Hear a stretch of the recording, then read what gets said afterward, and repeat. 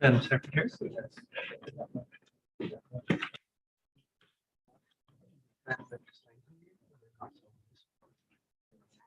You can stay here. Oh, all right. Yeah, that's okay. It's all right.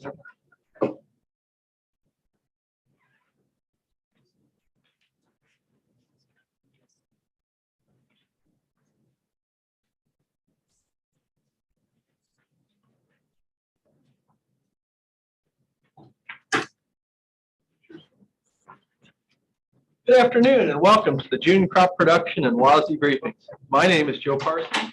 I serve as chair of the Agricultural Statistics Board at NASS. This briefing is for the Secretary of Agriculture and other policymakers to better understand the content and context of today's reports. We're very pleased to have Gloria Montano Green, Deputy Undersecretary for the Farm Production and Conservation Mission Area, as our Secretary Designate today. We also are pleased to have Dr. Elise Golan of USDA's Chief Economist Office with us today. Welcome to you both. Mr. Mark Hudson, Madam Secretary, Mr. Mark Hudson of our Florida office provided input on the citrus portion of today's report. He's behind you there. And Megan Healy of our Southern Plains Regional Office assisted on the wheat portion of today's report. I want to thank both of them for their valuable assistance. I have a few notes for our live streaming audience. The crop production and WASDE reports are considered principal federal economic indicator reports. The Office of Management and Budget provides specific guidance on how these important reports are to be released.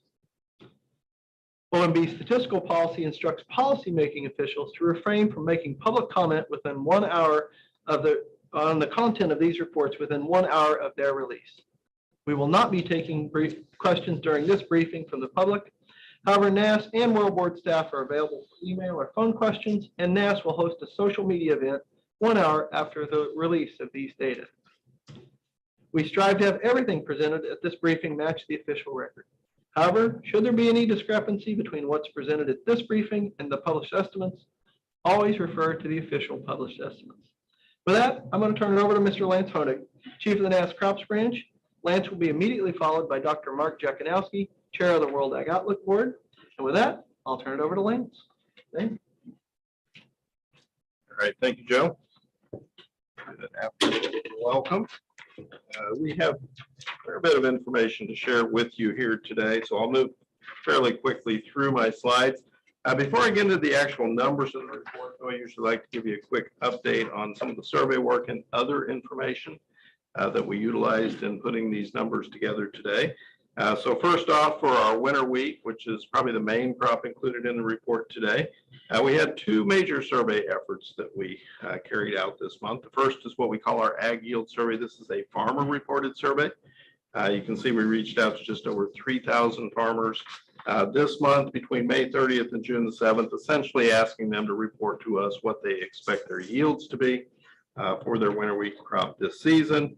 In addition to that, in the 10 major producing states for winter wheat, we have our objective yield survey. And so, of course, the difference there is instead of asking producers what they expect their yields to be, we actually send our trained enumerators into sample plots within fields to take counts, measurements. As the crop matures, eventually they'll harvest portions of those plots, send them to our lab in St. Louis, and we'll do some analysis that way. You can see that field work was completed between May 25th and June the 1st. Now for our Florida citrus numbers today, the only survey work that we did was what we call our row count survey. Essentially what we do there is we observe or look at these rows and determine harvest progress. So they go through the rows and determine how many of them were harvested. You can see just over 28,600 rows observed this month. That work was completed on May 31st. For our non-Valencias, we're essentially complete. The Valencia portion of the crop about 98% harvested. So we're pretty much harvested on the oranges in Florida. And so that leads us to the other information that we use for the citrus numbers in Florida today, and that's the administrative data or utilization data from the Florida Citrus Administrative Committee. Essentially, they record the quantity of fruit that's been packed or processed, and so very complete information for us in particular this month. Just to give you a little bit more detail on the farmer survey that we did specifically for the winter wheat, here you can see those sample sizes broken down by state, so you can get some feel for where those contacts were concentrated this month. And as you would expect, you'll see larger counts in the states where more winter wheat is typically produced. Just a little bit more background information on the winter wheat crop. These next couple of slides share some information from our weekly crop progress and condition report. This first graphic shows you the percent of the winter wheat crop rated in good to excellent condition by week. You can see 5 years of data there. Of course, the dark red line is the current year, way down at the bottom of the chart, because conditions have not been too fantastic this year. In fact, as of May 29th, just 29% of the crop was rated good to excellent. A year earlier, it was 48%. And as you can obviously see here, those are the lowest condition ratings in the last 5 years. From a progress standpoint, this next graphic highlights the percent of the crop that was headed by week, again, for the recent 5 seasons. The dark red line, again, is the current year. You can see it at the lower bounds here as well, indicating the progress is a bit slower than we've seen in the last several years. So as of June the 5th, this past Sunday, 79% of the crop was headed. That compares with 84% both last year and for the 5-year average. So a little behind, but not really significantly. Harvest really overall just getting underway. Obviously, it starts in the south and moves north. But looking across the entire country, about 5% harvested as of this past Sunday. So we're just really getting things ramped up there. So with that all in mind, let's go ahead and take a look at the numbers. We'll start things off with the winter wheat forecast. Planted area 34.2 million acres, no change from the previous forecast. But as a reminder, it is up 1.7% from what was planted last season. Harvested area, though, at 24.5 million acres, even though it's unchanged from last month. You can see down 3.8%. So up on planted area, down sharply on harvested area, indicating significantly more abandonment this year. That's kind of been a big part of the story with the dry conditions, particularly in the southern plains. And that is reflected in that harvested area number. But yield, we're now forecasting 48.2 bushels per acre. That's actually up 0.6% or 0.3 of a bushel from last month's forecast. But it is still down 4% or 2 bushels per acre from last year's final yield. So that puts our new production forecast at 1.18 billion bushels, up just 0.7% from last month, but still 7.5% below what was produced last year. Next, we'll just take a quick look at the updated yield forecast and how it compares over the recent 30 seasons. You can see the gray line in there indicating the trend line. So again, the 48.2 bushel yield forecast that I mentioned, you can see on here falling below trend for the first time in several seasons. This next map that I have for you highlights the winter wheat yield forecast by state. The way this map is laid out, the top number is the current yield forecast for that state. The lower number is the percent change from last year's final yield. All the states that are colored in any shade of blue are increasing, any shade of red are decreasing. Of course, the deeper the color, the larger the change. And you can see looking across the country, there are some differences in what's happening year over year. In particular, you can see Nebraska down south all the way to Texas. That's largely reflecting the dry conditions, extreme dry conditions that we've seen across most of the growing season. But conversely, as you look up to the northern plains and then all the way west through the PNW, you can see pretty sharp increases year over year. That's really more of a response to last year's terrible conditions in that portion of the country due to the dry weather that they experienced last year. And so that's largely a response to low yields last year. And then, of course, as you look eastward to the soft red portion of the growing area, there you can see largely decreases from last year, although Missouri, Tennessee, and North Carolina, the exception with slight increases there. I would point out when you see the pound sign next to a number, that indicates it is a record high. And so we are expecting record high yields in Missouri and Tennessee this season. This next chart just highlights the winter wheat production numbers over the last 10 seasons.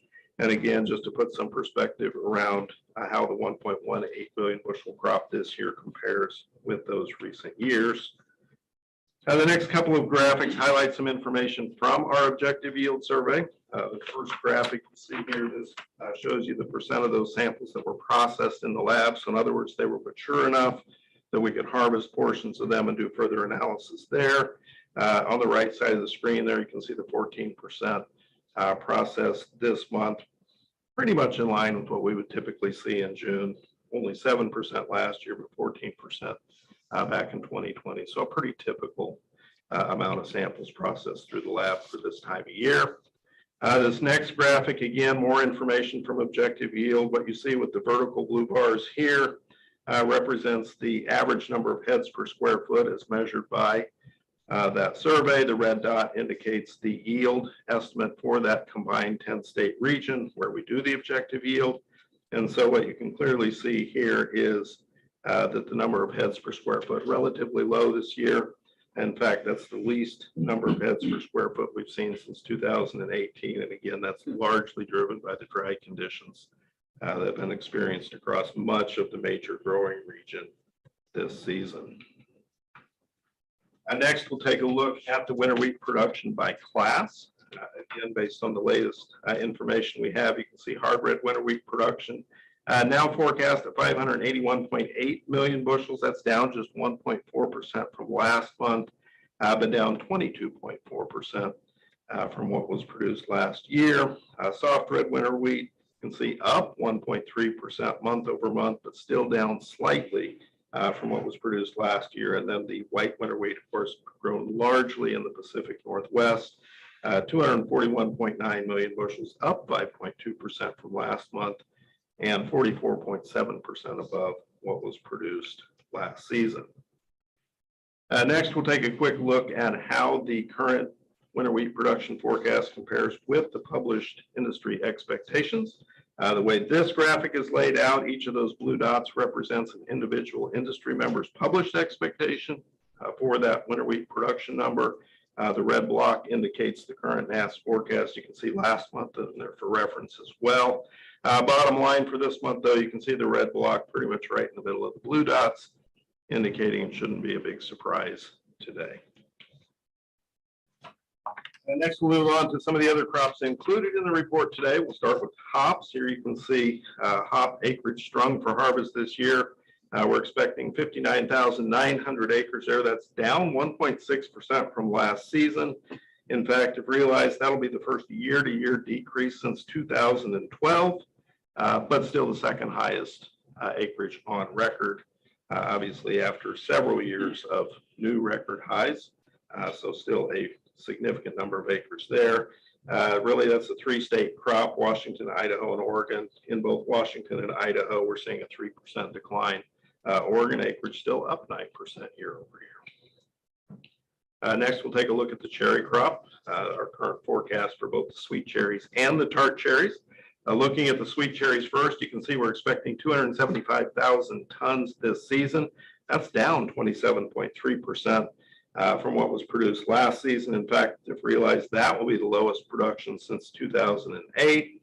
A couple of key states there, Washington, some severe cold winter weather combined with cooler than normal spring weather led to reduced pollination and fruit set. So therefore, we're expecting a smaller crop there. Quite a few sweet cherries in California as well, and they had some freezing conditions back in February and March that impacted the crop there.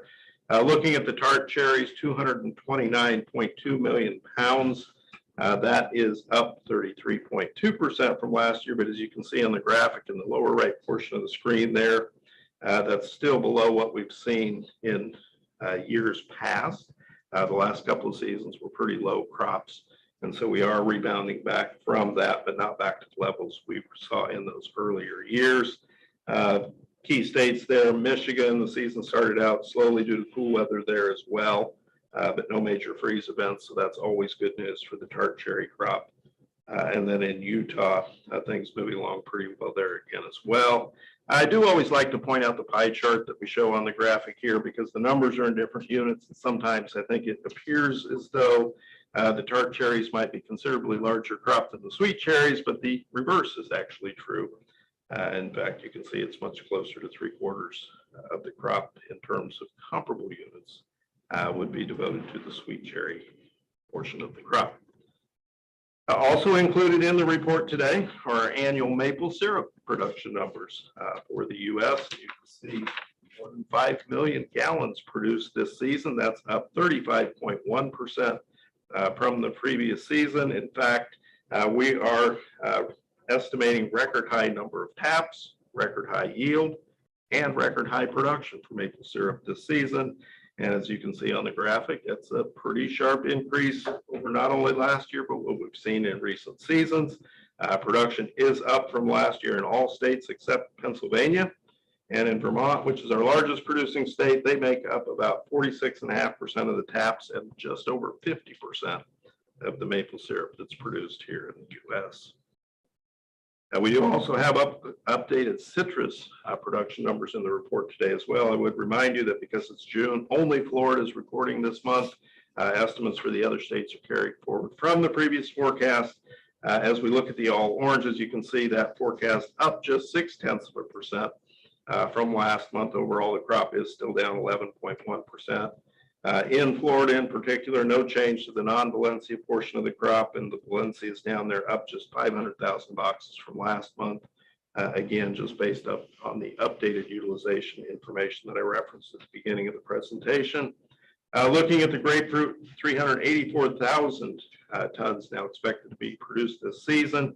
That's down just 1.3% from last month. But again, down 12.3% overall. And then, of course, the lemons carried forward from last month since we don't produce those in Florida, and tangerines at 876,000 tons, virtually unchanged from last month, but down sharply from the previous season. This next slide just highlights some of the upcoming NASS reports over the next month or so. You can see cattle on feed on the 24th, hogs and pigs on June 29th. Of course, a big day for us from a crop perspective on June 30th. The acreage report, as well as grain stocks and rice stocks. Obviously, a lot of attention on acreage this year with some of the planting challenges that many producers face. July 1st, we'll have our monthly care reports. And then on July 12th, we'll be back here for the next crop production report. Just a quick reminder for folks that starting at 1 p.m. Eastern time as usual, I will be on Twitter hosting our monthly Stat Chat event. So that's an opportunity for folks to interact with me and ask any questions about the report today that they may have. So that's the last slide that I have. I'm going to turn things over to Mark and let you take it from here. All right, great. Thank you, Lance. Good afternoon. And let me get situated here. So what I'm going to do is I'm going to walk you through the WASDE changes that we made this month. Just to kind of focus you in on a couple of the highlights this month. Clearly, we got some new wheat production information from NASS, which we incorporate directly. We're also looking at the global wheat market, and you may be aware that India has been in the news lately with extreme heat there. So we're looking at the impact of that heat on India's production. And then we're also going to focus in a little bit on the cotton crop in Brazil, among other items we're going to discuss along the way. So let's go ahead and get things started with the world wheat production changes this month, worth noting. India, again, we're going to talk a little bit more about that. Cut in India's wheat production forecast this month. A few others worth noting. Russia increased the production estimate there by 1 million tons, reflecting some favorable weather conditions for winter wheat. So we expect a pretty big crop there. Sizable increase year over year as well. European Union cut our production estimate there slightly this month. Basically, what's going on there is dry in the eastern part of the continent, especially in France. So France production down a fair amount, but offset by favorable conditions and good production outlook, especially in Germany and other areas further east. So nets out to a relatively small change in the EU's wheat production forecast. So let's talk a little bit about India. Just a map up here of where within India the main wheat production regions are, and noteworthy that if you look at superimpose over that map some of the extreme maximum temperatures that they've experienced in March. You see that much of the main wheat production area in India has experienced temperatures in the upper 30s to 40s. So we're looking at temperatures above 100 at times. This received a lot of attention in the press, a lot of attention in the market too, as given the potential to impact that wheat crop. So when we look at the implications for wheat production in India, we consider the timing of that heat relative to the growth stages of wheat within those different regions of India. And because the timing of that heat clearly will, can impact ultimately the amount of damage that it could have created. And so this is the Punjab region. You'll see that most of the most extreme heat occurred after the filling stage for wheat. Similar for Haryana. The most extreme heat kind of occurring later in the growing season, later while that wheat is already beyond the flowering stage into the filling stage. And Uttar Pradesh, that's the largest wheat production region within India. And here too, most of that extreme heat came well after after filling, and after that crop was already fairly far along in its production stage. Also worth noting that about the majority of the wheat in India was planted by December 12th, so relatively early planting. So that helps earlier development. So that early, timely planting helped to prevent, we believe, some of the heat damage that might have been expected if that heat either came earlier in the calendar or if the wheat wasn't as far along in terms of its production stage. So what does it mean relative to our previous expectations for wheat production in India? It's about a 2% cut this month relative to where we were last month, 106 million metric tons. On the one hand, it sounds like a lot. 106 million metric tons, that's total production, 2% reduction from last month. But just to keep this in context, so that puts production down to roughly around 2019 levels. And India had been, prior to this year, looking at 5 consecutive record crops. So really what we're looking at here is just a relatively minor reduction from where we were before, and breaking that streak of record crops out of India. So global balance sheet for wheat.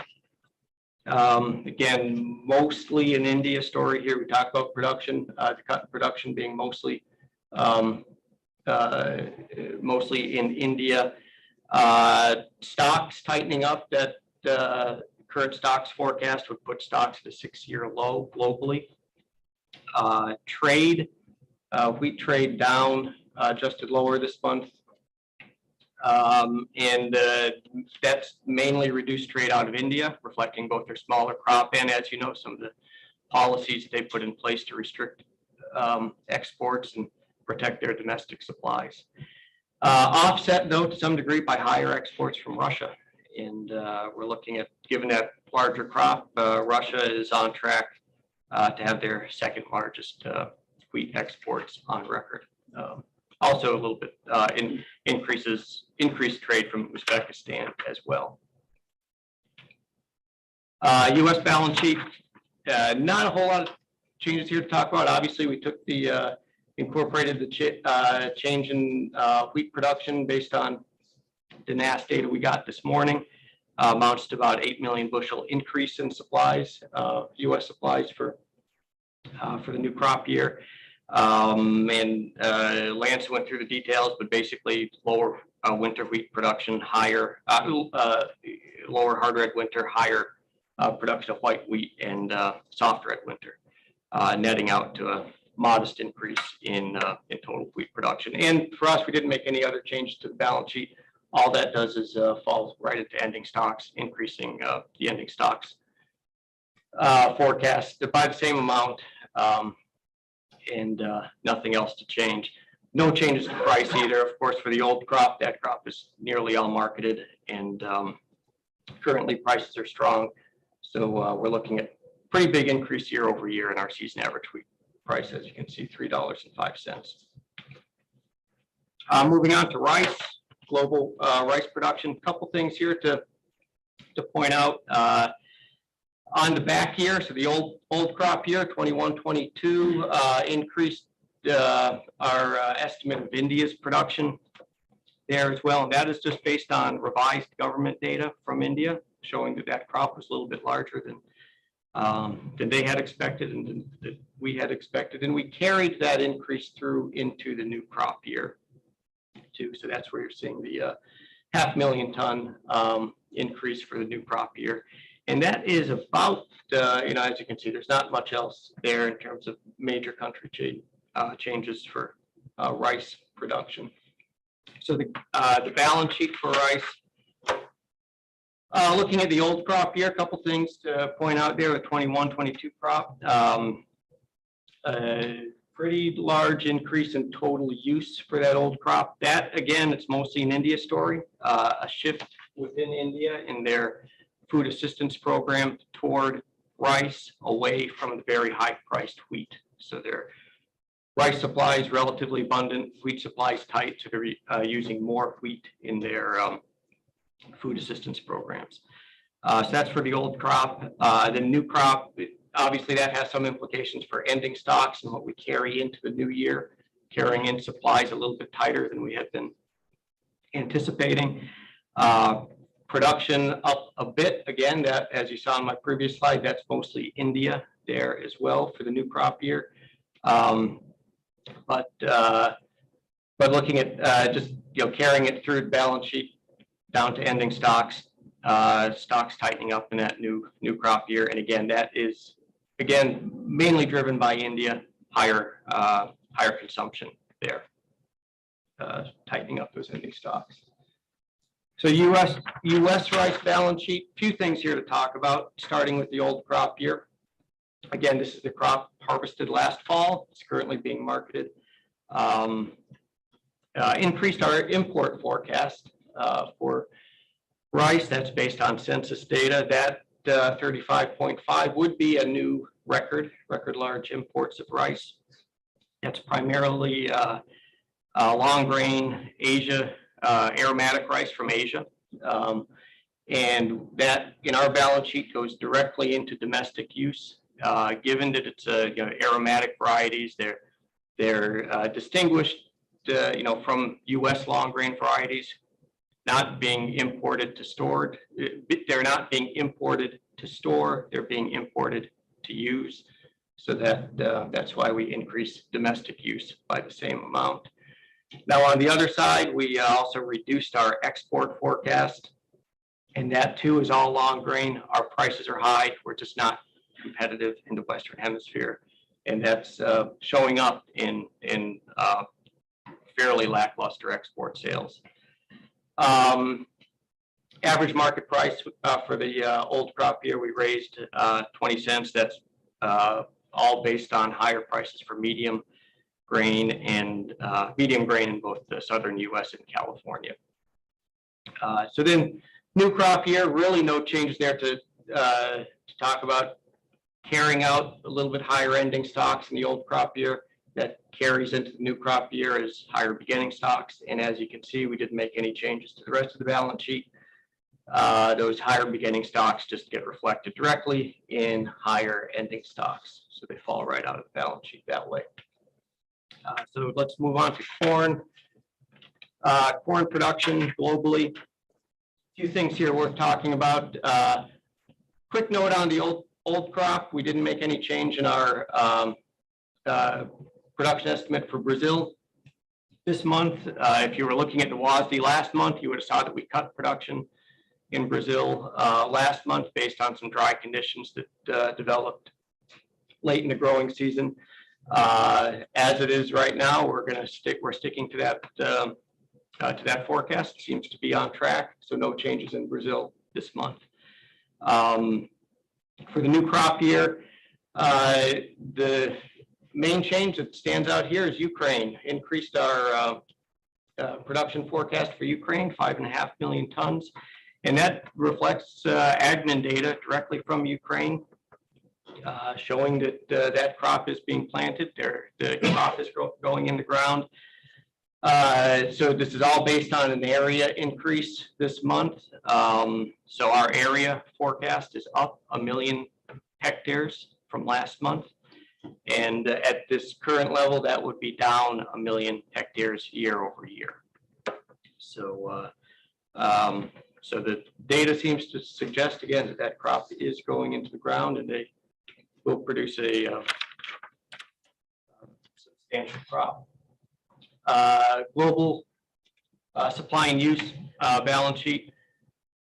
Beginning stocks up for the new crop year. I'll talk about that in just a minute. That's mainly a U.S. story, where we cut our exports on the back here. Global corn production up. That, as just discussed, is primarily a Ukraine story. The increase in Ukraine's production forecast. Trade virtually unchanged. Feed use up a bit. That too is mostly Ukraine. Also worth noting though that high wheat prices are supporting more corn feeding, especially in the EU. So we anticipate more imports of corn into the EU because of the relatively much higher wheat prices there. And then, you know, we work it through the balance sheet, showing a fairly substantial month-over-month increase in ending stocks globally. So U.S. corn supply, U.S. corn supply and demand, focusing again first on the old crop year, the crop currently being marketed. Increased our forecast for food, seed, and industrial. That reflects higher corn use for glucose, dextrose, and starch, offset to some degree by lower use for high fructose corn syrup. Export forecast down 50 million bushels this month. A couple things driving that. One of them is a data adjustment, data adjustment by census to U.S. exports to Canada. So we incorporated that in there, and also just the fact that export pace has slowed down recently, which is not too surprising given the very high prices as well. So working through those changes, ending stocks up a bit for the old crop year, carrying that through into the new crop year, coming in as higher beginning stocks when that new crop year starts in September. And food, seed, industrial, we continued the trend that we started in the old crop year, so it increased the new crop year by 5 million bushels as well for food, seed, and industrial, and everything else just falls into ending stocks. So it loosens up the ending stocks a bit, raises them by 40 million bushels in that new crop. Small change to the season average price forecast for the old crop, no change for the new crop, but given the strong prices, we're looking at again an increase year over year in our price forecast for corn. Moving into soybeans, global soybean production, world soybean production. Looking first again at the old crop, so Argentina and Brazil increased our production forecast there. And you have to remember, given the changes in the difference in the southern hemisphere versus the northern hemisphere, so that old crop for Argentina and Brazil is the crop that is just been harvested, or is in some cases even still being harvested. So so that increase for Argentina, that reflects government data based on data from Bolsa suggesting higher yields, and then Brazil, that's an area adjustment there, also based on some government data. And for the new crop year, The increase in production that you see there is primarily driven again by Ukraine, about 500. 500, 500,000 ton increase there for Ukraine, again, based on government data and the progress reports that they're reporting there for soybeans.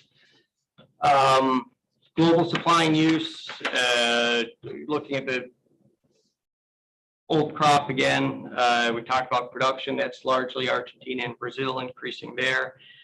Ending stocks up as well. Again, mostly in Argentina and Brazil story, with some offset by the US, which we'll talk about on the next slide. New crop year, again, these are all relatively small changes for the global balance sheet. Production we talked about, that's mostly Ukraine. Increase in crush for the new crop year, that's largely in Brazil. Trade increase there, that's mostly Ukraine, and higher ending stocks, largely reflecting higher beginning stocks for Argentina and Brazil, carrying through to ending stocks. So the U.S. balance sheet for soybeans, looking again at first at the old crop, the crop currently being marketed, we increased our export forecast 30 million bushels. And that just reflects strong export sales and maybe a little bit of weakness out of Brazil. So we're picking up some of that business. So with higher exports, given stable supplies, that comes straight out of ending stocks, tightens up U.S. ending stocks for the old crop year, which then means equal reduction in beginning stocks for the new crop year. We didn't make any changes to the rest of the balance sheet. So that comes directly out of our current forecast for ending stocks for the new crop year. Pretty straightforward. Market price forecast we increased for both crop years, and as you know, prices have been strong, quite strong lately. Moving into cotton, world cotton production. The main, well, we're going to talk a little bit more about Brazil. Two main changes on the old crop year, Brazil and India.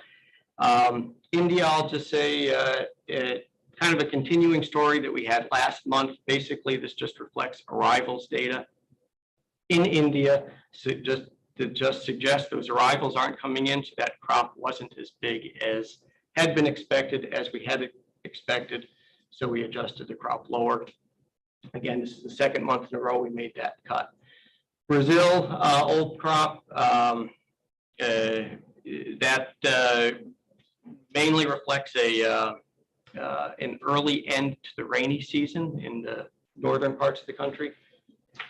So we cut yields real quick on Brazil. So we're at the stage right now, we're early stages of harvest. Main production regions, Mato Grosso and Western Bahia.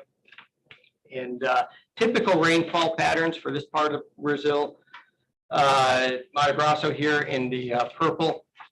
It's a very seasonal rainfall pattern. Typically, the rainfall starts in the tropical areas, that rainfall starts to slow down and decline in around February and March, and to the point where it almost completely shuts off by the end of May. This year, the rainfall stopped earlier than normal. You can see here, these are just some rainfall traces. This is for Mato Grosso. For 2022, the red line, you can see that the rain was well above average through most of the growing season, and then come around mid-March or so, it dried up, stopped. A little bit of rain later in April, but for the most part, that rain just stopped coming. Things dried out fairly quickly, fairly substantially. Similar with Bahia. The rain had been coming at a pretty good clip, and then it just stopped. And again, that affected those late stages of crop development. One more quick way to look at it. This is based on satellite data of rainfall totals, just the percent of normal for the for 3 months. Things were looking quite favorable in February, even above normal rainfall. Started to dry out in March, continued in April, and also continued in May. So again, that rainfall just stopped, and that is affecting what will be the final yields there. And the reason behind our yield cut for Brazil. Global balance sheet implications there. Supply cut we talked about on the old crop year already. Consumption, cut our consumption forecast for the old crop year. 1.3 million bales. Worth noting that a million of those bales that we cut are based on reductions in India and China, and we also trimmed China's imports as well. That is reflected in part in the reduced trade for the old crop year. China is just importing less. New crop year, so looking ahead to 2022-23, not too many big changes. Again, cut in consumption there as well. We're really trying to sort out, the impact of the economic uncertainty, lockdowns in China, a lot of uncertainty behind these consumption numbers. Still, we're anticipating consumption to be down year over year for cotton consumption, which is pretty, pretty unusual.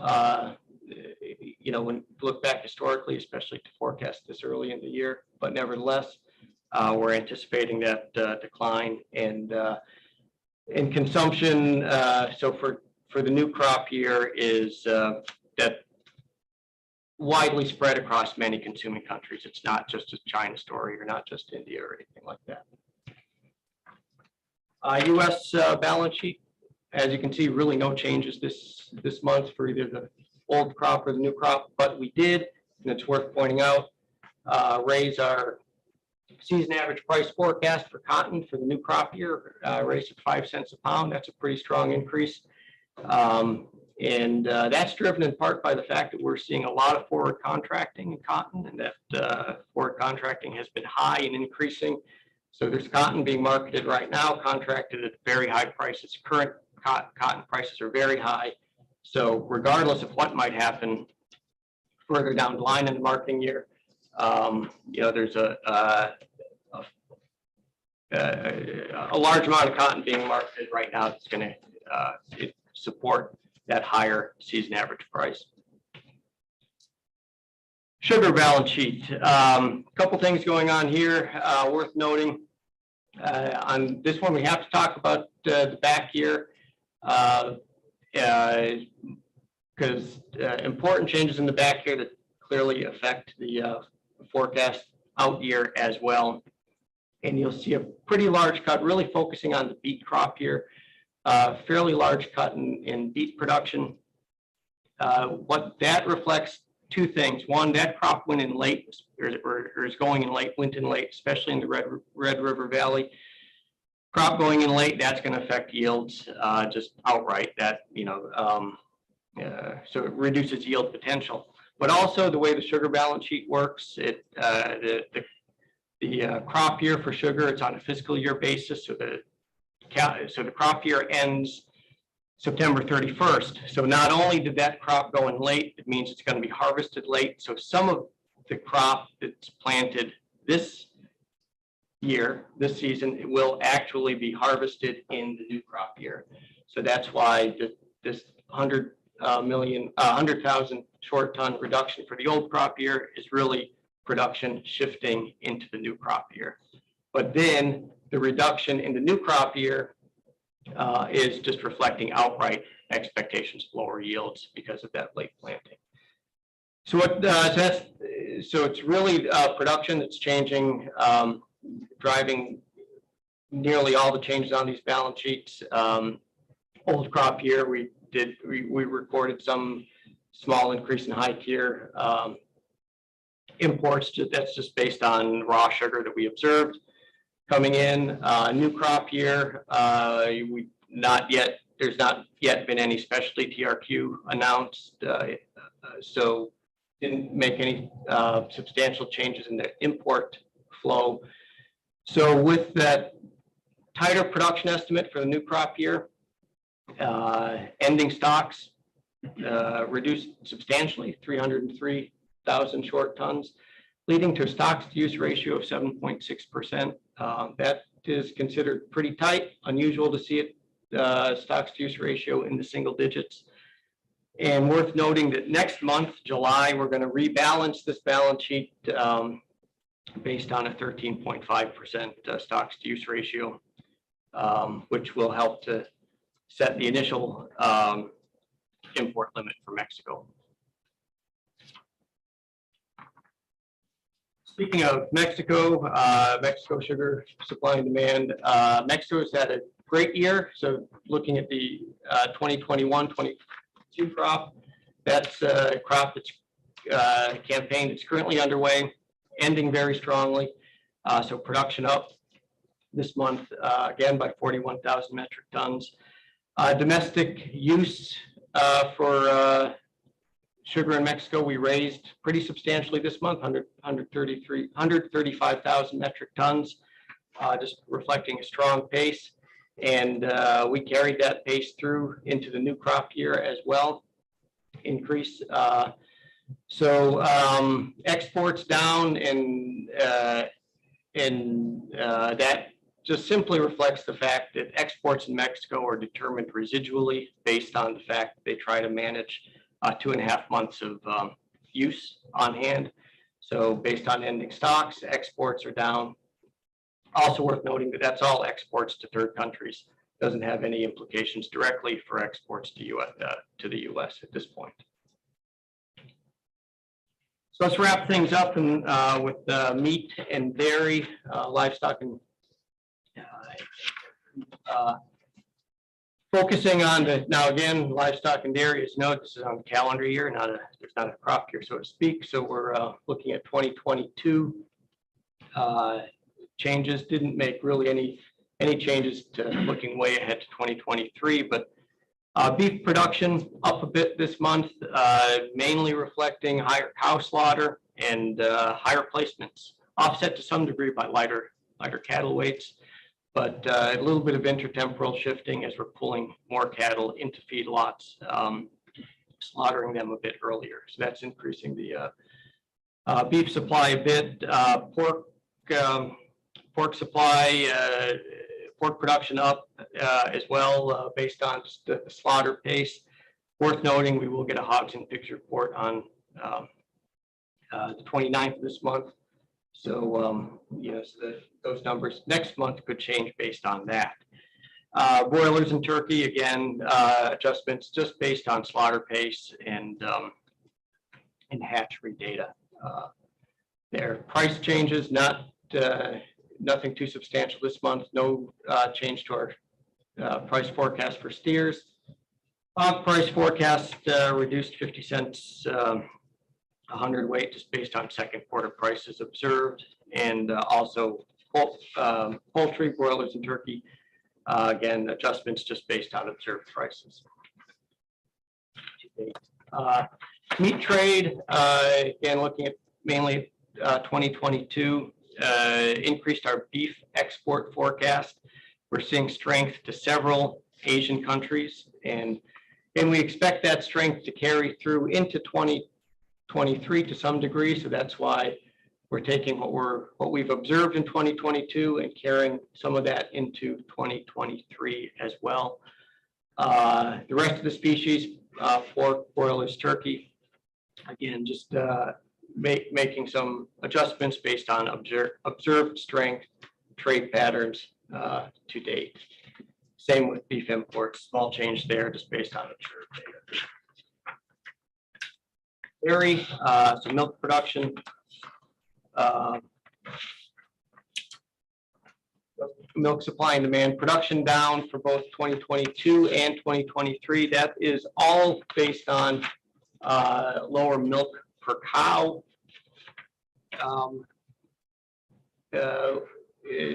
Lower milk per cow forecasts reflecting Heat stress, dry conditions, high feed prices, all of that contributes to lower milk per cow.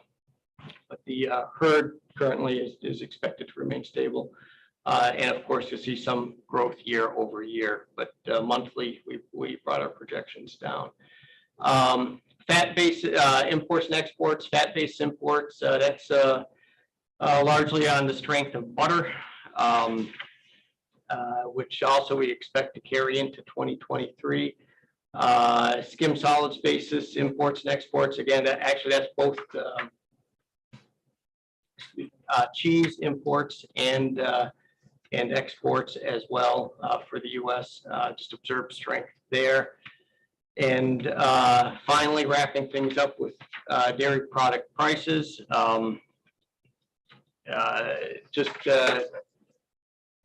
As you can see, a lot of strength almost across the board. Strong demand for cheese, butter, 2022 and 2023 with the higher product prices. That gets directly reflected in the higher class prices, which is then reflected in the higher all milk prices. 2022, that would be record all milk price and reflecting strong demand for all dairy products, possibly food service demand as well, driving some of that. And with those prices, we clearly wouldn't anticipate any of the dairy program payments looking forward for this year. And that wraps up everything that I have for the WASDE. Thank you for your attention. Happy to take any questions you might have going forward. And for the folks on the live stream, thank you for attending, and hope you're back next month when we'll do these numbers all over again with new information. Thank you.